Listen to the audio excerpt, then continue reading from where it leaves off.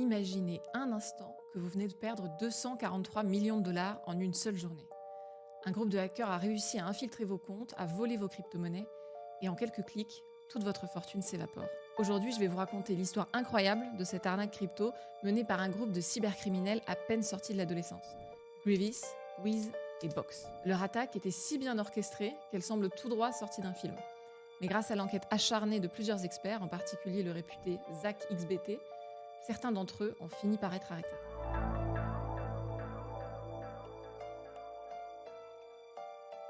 Alors comment les hackers ont-ils trouvé leurs victimes? Pour comprendre cette histoire, il faut avoir en tête ce qui est arrivé à la plateforme Genesis.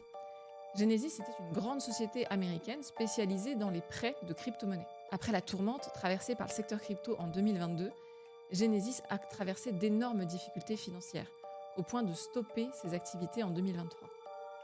Au début du mois d'août 2024, après un accord avec le tribunal, Genesis débute officiellement le remboursement de ses créanciers, de toutes les personnes, de toutes les entreprises à qui il devait de l'argent. Concrètement, ça veut dire que Genesis distribue pour l'occasion des milliards de dollars en crypto-monnaies à des gens qui les attendent depuis longtemps et qui n'ont peut-être pas l'habitude de gérer tout seuls des cryptos.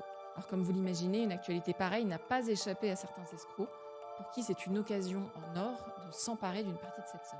Tout commence le 19 août 2024. La victime, un créancier de Genesis, reçoit un appel qu'il pense être du support de Google. En réalité, il s'agit de Grievous, alias Malone Lam, l'un des cerveaux de cette opération. Grâce à un numéro de téléphone falsifié, il réussit à se faire passer pour Google afin d'obtenir l'accès au compte personnel de la victime.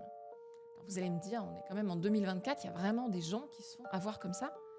Mais l'équipe ne s'arrête pas là. En réalité, peu importe que la victime tombe dans le panneau ou non lors de ce premier appel.